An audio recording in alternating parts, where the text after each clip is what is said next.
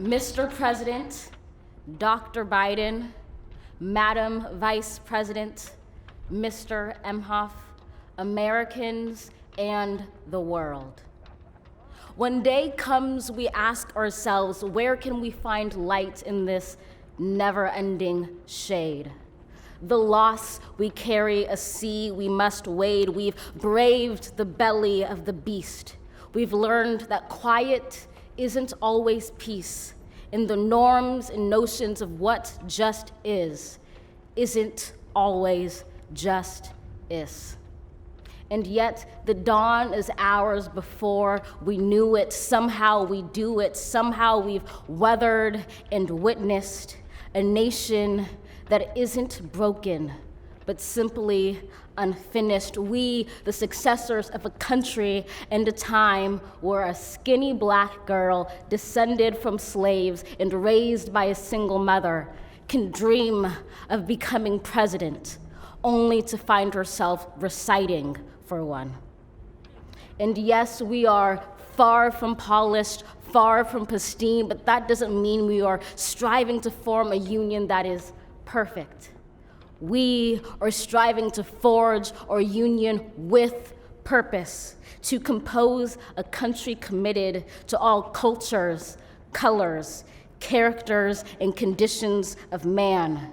And so we lift our gazes not to what stands between us, but what stands before us. We close the divide because we know to put our future first. We must first put our differences aside. We lay down our arms so we can reach out our arms to one another. We seek harm to none and harmony for all. Let the globe, if nothing else, say this is true.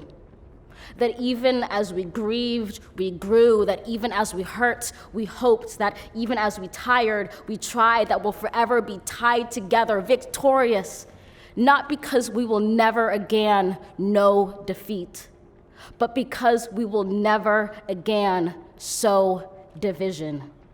Scripture tells us to envision that everyone shall sit under their own vine and fig tree, and no one shall make them afraid. If we're to live up to our own time, then victory won't lie in the blade, but in all the bridges we've made. That is the promised glade, the hill we climb, if only we dare it, because being American is more than a pride we inherit. It's the past we step into and how we repair it. We've seen a force that would shatter our nation rather than share it, would destroy our country if it meant delaying democracy. And this effort very nearly succeeded. But while democracy can be periodically delayed, it can never be permanently defeated.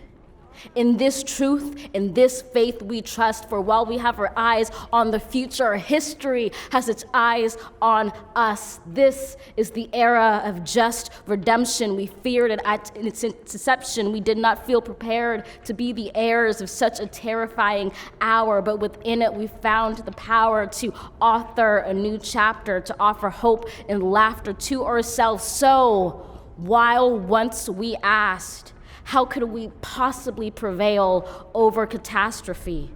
Now we assert, how could catastrophe possibly prevail over us? We will not march back to what was, but move to what shall be, a country that is bruised but whole, benevolent but bold, fierce and free. We will not be turned around or interrupted by intimidation, because we know our inaction and inertia will be the inheritance of the next generation. Our blunders become their burdens. But one thing is certain: if we merge mercy with might and might with right, then love becomes our legacy and change our children's birthright.